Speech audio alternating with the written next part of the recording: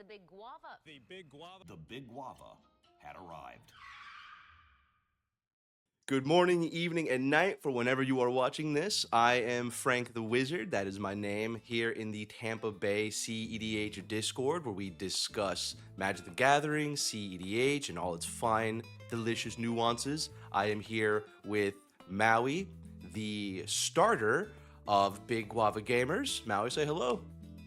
Hello, everybody.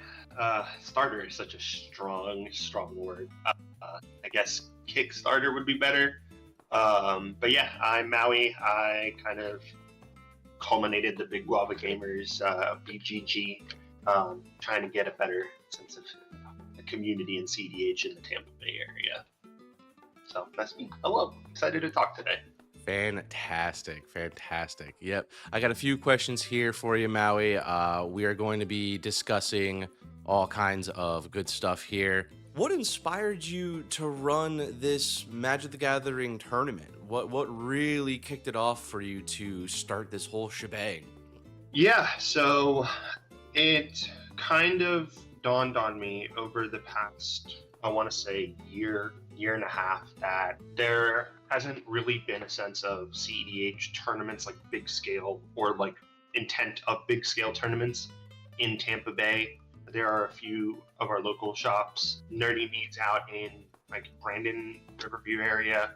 There is Cool Stuff Games near Brandon that kind of host tournaments, but they're only like really 30 to 40 people. And beyond that, the only real tournaments that we get are, you know, in Orlando or down south or even up north.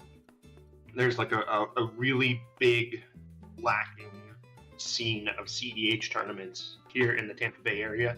So I kind of took it upon myself to try to not only build a server, Discord server, to kind of, you know, move that process along to grow that sense of community in the first place, but then also create a tournament for everybody in the area and try to find a location that was as central as possible. And that's kind of where, you know, the Big Guava Gamer tournament on July 21st, you know, came into being. It was just talking to the right people, building those friendships and that level of trust to be like, hey, you know, I want to run a tournament. Is it cool if we run it at your store? And the manager was like really, you know, kind. And he's like, I think that's a great idea. Like, we'll help you host it. So that's kind of where everything started. Yeah, it's just a love of CDH, a love of the sense of community and making friendships and like playing CDH at like the highest level possible. Yeah. It's kind of what started that all. Exactly. And the rest is literally documented history, as here we can go ahead and pull up the full-blown statistics of the Big Guava Gamers June Invitational Tournament, the year 2025. It was a 5-round tournament, if I am not mistaken. Each round was exciting for all players involved. We had some players really shine, some really unique decks, some fantastic plays, pretty much made, I believe, from everybody here. It was an overall success. Tell me, how many players did we actually get signed up for this? What was our goal and where did we make it? Did we actually make the goal for the Big Guava event? So the goal was the 32 players, and the way that we had the entry fee and the pricing structure set up was each player to, you know, enter the tournament had to pay $50. A good majority of that fee went towards the prize pool. It went directly into the pool for the players. And then the rest was sent over to the store to pay, you know, their employee fees, their operational fees, because we were taking a large majority of their store. They did ask that we just pay into that, which was totally fine. But in order to make it a 1K, we needed at least 32 players. We did have signed up 39 players. It said on the site 40, but I think one of the players somehow managed to sign up twice with 2 different emails. So we kind of just chalked it up to 39 players. And then in actual attendance, we had 34 players show. I think we probably would have had 36, but there was just some issues with like family. One of the players, he ended up showing up way later, and he was like, yeah, I had to take a family member to the hospital, and then another, potential player. He was like, my family wanted to go do something at the beach. So we were like, that's totally fine. Spend time with your family. But yeah, 34 players was the turnout for the first tournament. And yeah, we hit our goal, and I was really, really happy about that. So overall, a success in my book.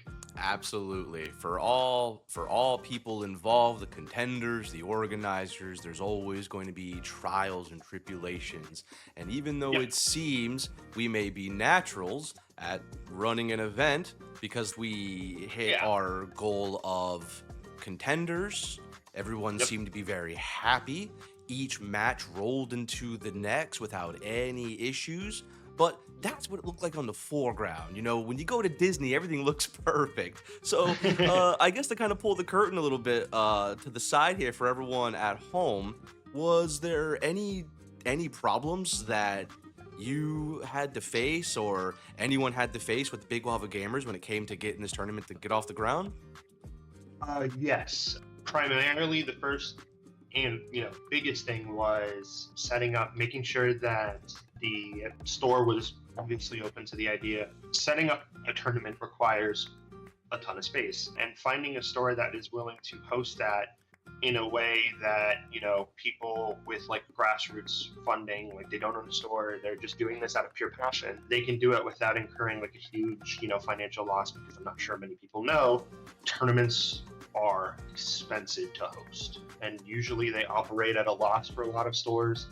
And I'm just a guy, my friends are just also guys, they don't have thousands of dollars of disposable income. So I needed to make sure that a store was open to payments in a specific way. Thankfully, Oblivion Games out in Tampa was more than open to the idea and welcoming, and they were super, super easy to work with in terms of time start, time end, how many players that we could have, how much we were going to pay them for, hosting the event and, technically running the event. And I'll kind of delve a little bit more into that later. So that kind of handled that problem. The second thing was, transparency, and something that I had done a lot of research on was issues with potential collusion. When you have players playing for money, sometimes you have people who aren't, the greatest humans, and they don't have, a certain level of honor and character because all they care about is getting paid. So when I started setting up the tournaments, it was because I wanted to play in them, but at the same time, I also realized that organizing a tournament can sometimes look sketchy if you're also a participant, because it's like, well, you organized it. That's not fair to us because you could also be potentially playing. Having that level of transparency that, I might have organized the time and place, but the store is actually the one running the event. After I make the event on Top Deck and I publish the event, I register myself, and then I pass it off to the store. To the store manager, and he resets the password. He resets the password for the email. He doesn't give me any information, and we leave it at that. And any other changes that need to be made to the event are passed along to him, and he handles that, because that to me was the most clear-cut way of being like, hey, I might have done all of this, but I no longer have any extra authority than anybody else that's playing in the tournament. I am at this point just another player, because I want to build up the community, and I want to build up the events. And if there's any worry of collusion, people tend to be a little weary of that, and I didn't want that. That was problem 2. And then problem 3 was figuring out a pricing structure that worked for the players to reward people who did really well. That one wasn't too bad. Had a little bit of help from a friend, Jeremy King, set that up. And I did learn a few things. Going forward, I think we're going to have a more even pricing structure for 2 through 4th place, and then 6 through 16, because we have special kind of pricing for 1st and 5th that I can kind of explain later for our next tournament that we're hoping to host at the end of the year, which will hopefully be a 5K. So we're really excited about that. Yeah, from the 1 to the 5, all in 6 months, 5-6 months. Yeah, exactly.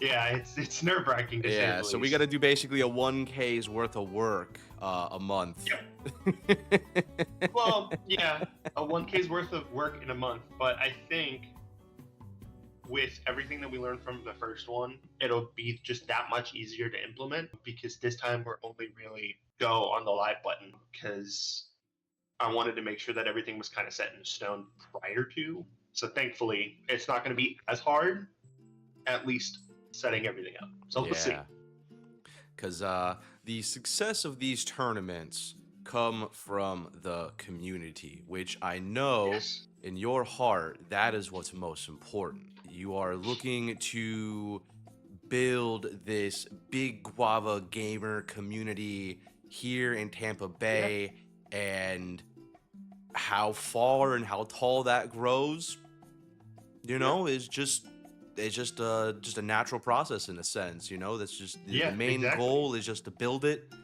Whatever happens after that is what happens after that. Exactly. And for me, it's, and I don't know if anybody else shares that sentiment, but if my thought is that, eventually down the road, if, a store or some other event organizer wants to start their own and like it's a 5K or 10K or even like a, 20K in the area just to be more consistent, that's fine. Like if my idea and my work is just the kindle to start the flame, I'm 100% okay with that. And I'm 100% okay with like passing on the torch, so to speak, to others. I just primarily wanted a fun, open CEDH community that was kind of connected in Tampa Bay. And so far, it seems that I'm doing pretty well on that. It just doesn't help that everywhere in Tampa Bay is so far apart. We might as well be like 3 completely different states. So that is definitely an issue, but we'll worry about that later down the line. Oh, I know. Travel is always involved when you are a tournament grinder, and it Absolutely. makes it even easier for our local grinders if there are just more events to travel to here in their home city, or at Exactly. least close by to their home city. Instead Yeah. of driving hours and hours out, they gotta maybe just drive 1 hour, 2 or half an hour. Wherever you're at. Exactly. We're trying to make the change here.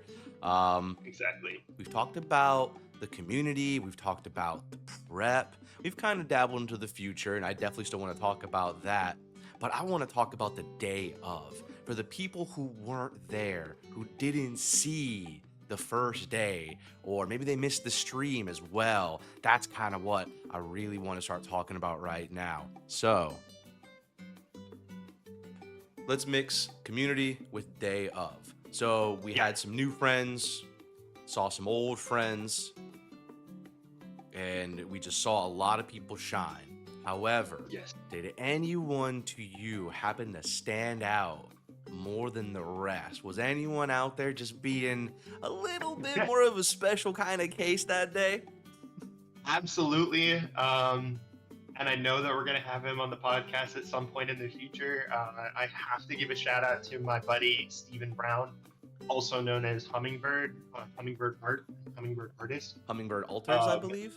Hummingbird Altars, you're right. Yeah, I apologize. I think it's just art though, because he also does art. He does canvas art as well. Does it all. But yeah, Hummingbird Altars, he demolished, I think, the tournament, safe to say. If I remember correctly, he was on a 4-game win streak, and he only lost it in the final round.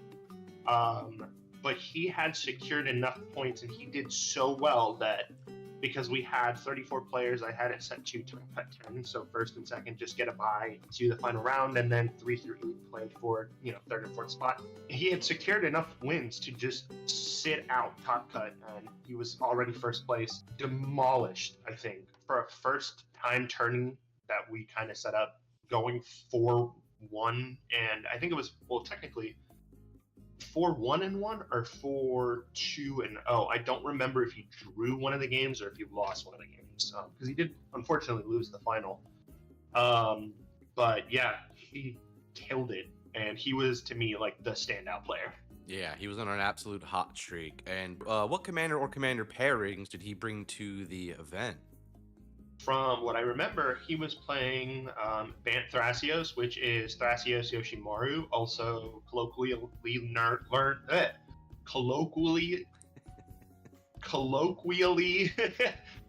dubbed Dog Thrax. Yes, Dog Thrax. It is a cradle deck that kind of revolves around Guy's Cradle. And as far as cradle decks go, it's definitely not as fast as teamer cradle decks like Rock Thras. But where it lacks in speed, it absolutely makes up for in resilience. That deck sticks around so long, and he just accrues value. That deck is nuts to play against. I played against it a few times, and if you just let him kind of do his thing, you are just in for a world of hurt. You're just gonna get outvalued, outpaced. Brother, it's an exponential growth. Let me tell you, and I'm gonna take the shades off and the hat off for this, because I gotta rub my eyes when I talk about this deck, because it makes me so tired, brother Maui. I have been playing online with the Hummingbird for a few matches, actually. I was trying to run Polly, and he bullied me. I'm getting back into Magda now, and with a little help of another control player that we know and love, that got thwarted. But you could see some of the games that I've seen him play. We're calling the deck value.exe. With 2 clicks, you just install value to the board. Yes, it is ridiculous. I mean, also, I don't think it's just the deck per se. I think it's also the pilot behind it. Stephen Brown is quite literally an insane Magic player. He's got an insane amount of talent, and I think that also provides a lot to why that deck is good. It just plays really well to his strengths. As a mid-range control-esque player, he just knows when to counter things. He knows when to not counter things. He just knows how to push, and it's incredible. And for him to go, 4 wins deep, just straight, I think is, a testament to where he's at. Yeah, the Hummingbird has been putting in a lot of work, speaking with like-minded individuals who are on the same lists, same color scheme, with a similar commander pairing. He has really also gathered his own large council of pilots to help forge this, as well as his own genius ideas, because it's not like he really needed the help, like you said. He's been playing Magic for a very long time. He's an esteemed pilot who has run fun decks to powerful decks, experimenting with all kinds of stuff. And it just goes to show at this last Big Guava Invitational that all his hard work is truly paying off. And that is the kind of caliber of players that our little event is attracting, because it's not just him. Because like you said, he didn't even win the event, which, not to downplay his achievements that day, but that just kind of magnifies what I'm discussing here when it comes to the other people that were there. There was an individual who bested the Hummingbird on one of his brightest days. Incredible. And we will be discussing the champion. I'm not going to say any names just quite yet. I mean, you can go to the top deck and take a look here, but got to save some for later for sure. We will be having the champ on the Big Guava channel, discussing what it's like to play in it and win, and that's going to be tons of fun. But I want to talk about you as a pilot now. We've talked about you as Maui, the tournament organizer, Maui, the Guava guy. But that's just not what you are known for. You are also known for, go ahead and tell us. I am known for, at least in our friend group, Blue Farm. I am the resident Blue Farm player. I love the deck. I love how strong it is. I love that it was a very easy deck to pick up, but at the same time, it is not a very easy deck to pilot. I know the joke is that the deck plays itself, and while that is, fairly true to a degree, I think the deck has a really low floor of entry, but an extremely high skill ceiling. And I think that, you can only go so far if you don't really know the deck and if you don't really know how to work with it. And to me, it's like I'm always learning new things on how to pilot it, on how to interact, how not to interact. I think the deck is incredible. It is currently, top dog in the CEDH meta. The deck just performs like, you give it an inch, it'll take the mile. It's true. It's true. Yeah. We our first match was together, and I was very surprised on the outcome. You and I have played a pretty good amount of Magic together, my friend, and yeah, I know how you always stay humble naturally, always looking at the room to grow instead of where you stand. Looking at the clouds, even though you are so high up on the mountain already, because you are fantastic at this game, my friend. You are a fantastic blue farm pilot. Every time I play you, there's always some kind of crazy surprise, for sure. I appreciate that. Absolutely. I definitely don't feel like that at all. Dude, no. My compliments to you, and I know everyone in our community will speak the same way. You keep it up, my friend. Your Blue Farm Bistro is going to be hitting the shelves real soon. I feel it. I feel it. Thank you. Yeah. I'm actually testing some different changes. I have to pick up some cards for the changes to potentially test a faster variant of it. It was on Adnaz for a while, and then obviously with the bans that happened last year, it took it off. And I've been off of Adnaz, but I'm still on Necro. But I kind of realized, tying to the whole pilot thing, especially with the tournament, I kind of realized that I was getting outsped a lot. That if there wasn't any real clear and present danger in the first 2 to 3 turns, then I was definitely in a stronger position. When the decks were just a little bit faster than I was, like, I couldn't get it going enough, and I didn't have enough like value engines or draw engines out to kind of put myself in a better position. So I'm actually testing going back to Adnaz, seeing how that works out. Kind of more like a turbo-esque blue farm variant. Okay. But with a really strong mid-range backup. So we'll see. That's interesting. I understand that deck list is very tight, not so much room for variation. So to see you still looking to try to push these boundaries even further, just one more idea can fit in this deck. I know there's space for it. Is incredible. Who knows? It may be revolutionary. We'll see. Yeah, I know, man. It's exciting. It's definitely exciting. I didn't actually hear any real complaints outside of the start time was too early. 10 a.m. start time is a little too early with like a 9:45 player meeting or 9:30 player meeting. Yeah, right. But beyond that, and I guess pricing structure for the first one was just a little odd because we had it set to 50% for first place, 25% for second, 15% for third, and then 10% for fourth. And it's kind of hard to, tabulate how cut, like the top 4 handles that. Yeah. So the way that we did it was whatever seat won is obviously first place, and then it just goes down in order from there. So like say second place won, it's second, first, third, or I think it was second, then 3, 4, 1. Then I think that's on what, or it's like second, first, 3, 4, 3, then 1, 2, 4. I don't remember how I had it. So there was a little bit of confusion on that. So going forward, I'm going to have a more organized pricing structure for 2 through 4, and then 6 through 8, or 6 through 16. And we can delve more into the other stuff later. But beyond that, I think everybody was fairly happy. There was a lot of positive feedback. They were like, this is probably one of the smoothest events that have run, and especially it being like a first time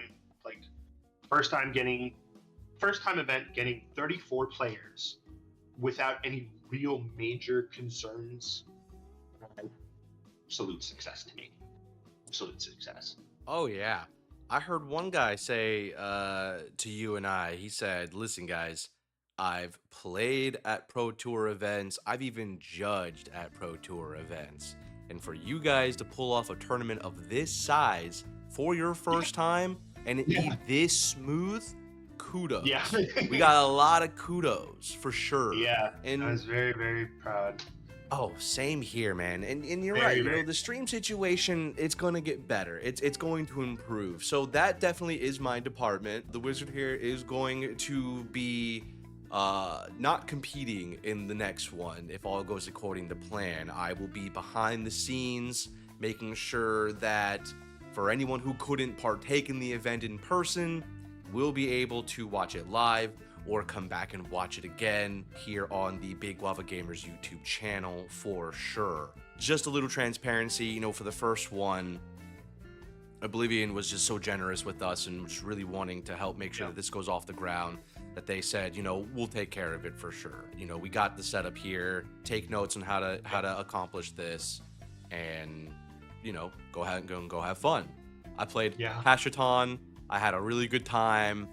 Made one mistake that definitely would have got me a second win, but you know, you write it down in the book. You live and learn, baby. Exactly. And the next one, if all goes according to plan, we will have more involvement with the streaming, the recording. Yep. We'll have some better equipment to make sure all this just pops off more efficiently with a backup plan as well for power, for connection, all that cool nerdy stuff.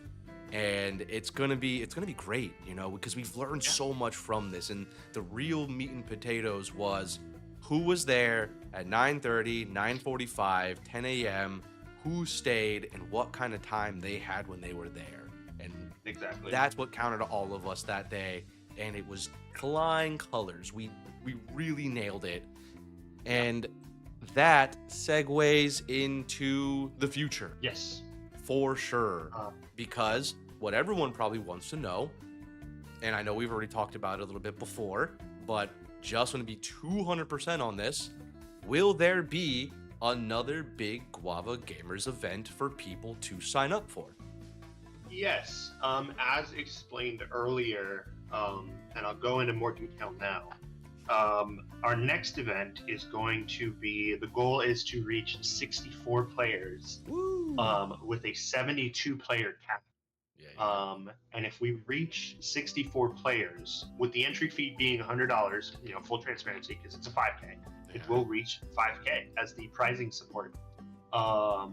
So that is the goal, and kind of already putting that into work now. We are finalizing dates and times with the store to make sure that the date chosen at the end of the year not only works for them, that way like there isn't any potential conventions or events that they might be attending. There's no conflicts with any events that they might be hosting at their store, because 72 players is a lot and we will be basically taking over that store. But yeah, the goal is to have a 5K at the end of the year with more players from across Florida come and participate. And it's going to be, you know, if all goes well, it will be that final stepping stone for us to know like, hey, we can probably do this more often. If that event goes well, then we are looking at, we're looking at quarterlies for 2026, doing quarterly 5Ks for 2026.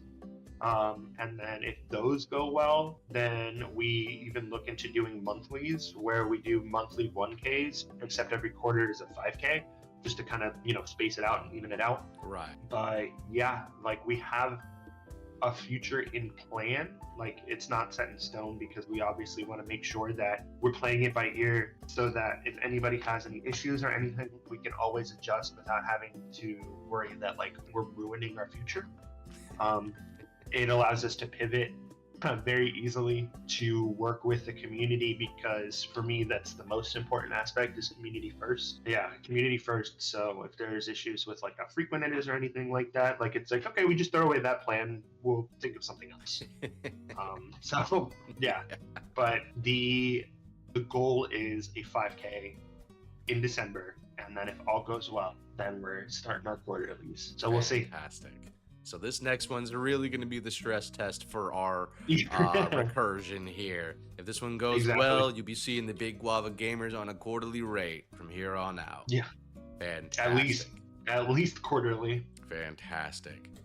It's nothing but up for the Big Guava Gamers for sure. This first event has filled everyone with a lot of newfound knowledge, confidence, and excitement to do the next one. But I know spell table practice is definitely 100% for sure. We meet up in the Discord that you created, the Tampa Bay CEDH Discord, where there are channels for looking for group, spell table discussion, overall just deck tech discussion as well, general chats just to, shoot the shit and all that fun stuff. But, what else can people do in the Discord? And do they find you just by looking up the Tampa Bay CEDH Discord? How do they join this community online? Yeah, so there should be a post on r/CDH highlighting that. I think I also put one in the CDH, or not the CDH Discord, the Tampa Bay subreddit as well. I posted it on the Facebook groups for Tampa Bay Magic players.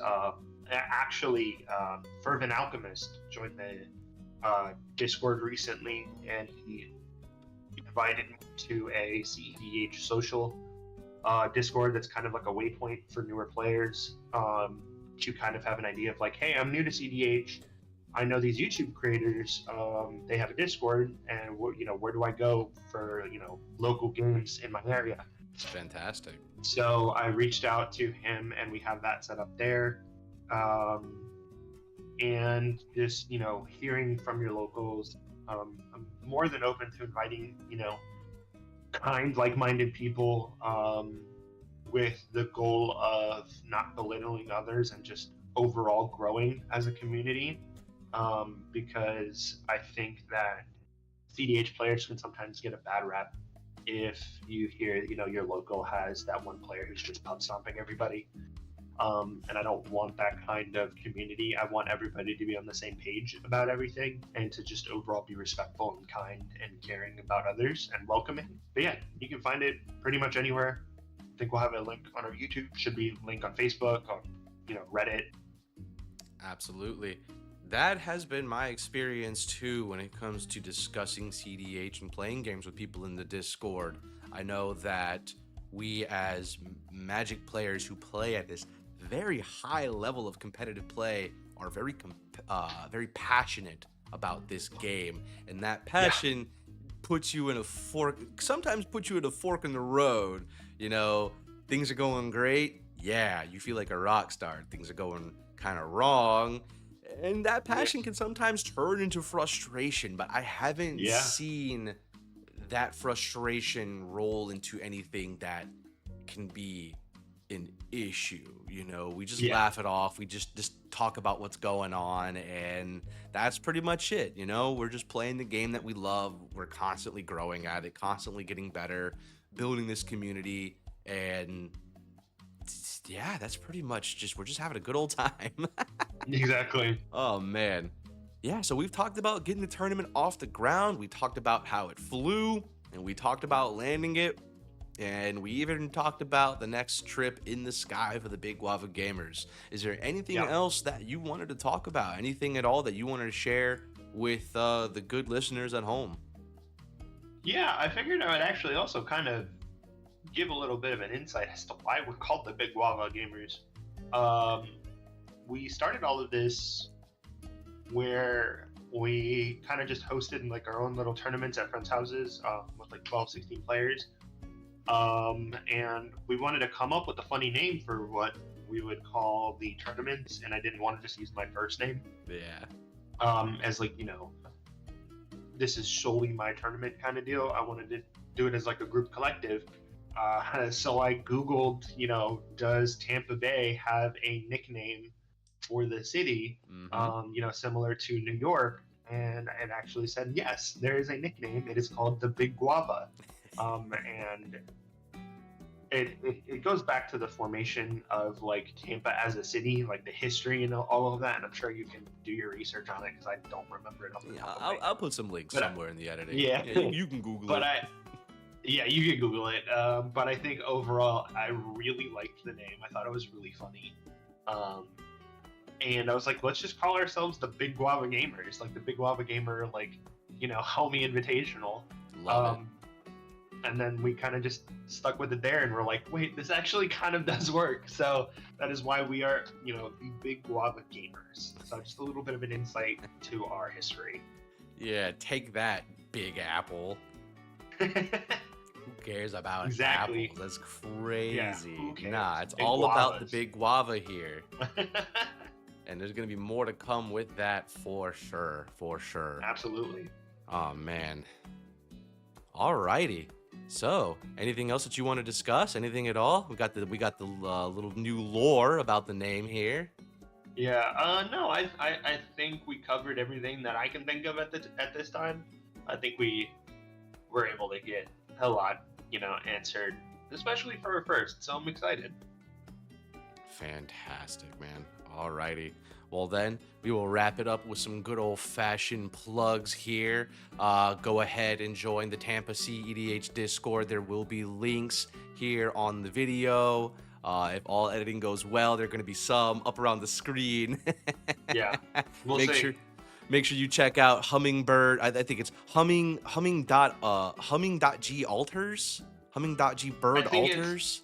I'm going to get the link. I'm going to get the link for sure. But look up Hummingbird Alters. Our buddy Steve is a fantastic artist, fantastic Magic the Gathering player. He has played CEDH with Play to Win in the past. And yes. I'm not going to say anything, but, who knows? I think maybe he might be going on there again. I don't know. We'll see. But he's a fantastic player. Future's looking bright for Big Guava Gamers. So if there's anything that you would like to ask us, any suggestions for the future, anything that you would like for us to just dabble in and see if it works, if we have fun with it, let us know and we'll get back to you.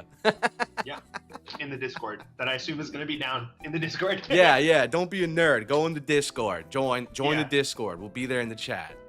We should also preface, it's not open to just Tampa Bay. It is open to anybody who is willing to join, but the focus is to get people from the Tampa Bay area to play together. Absolutely. So, if you're not in Tampa, join the Discord.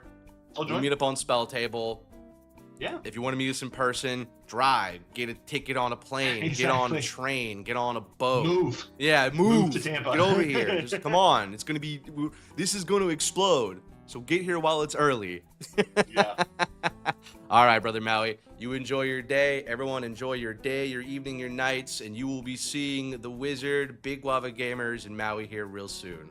Take care. Have a good one, everybody.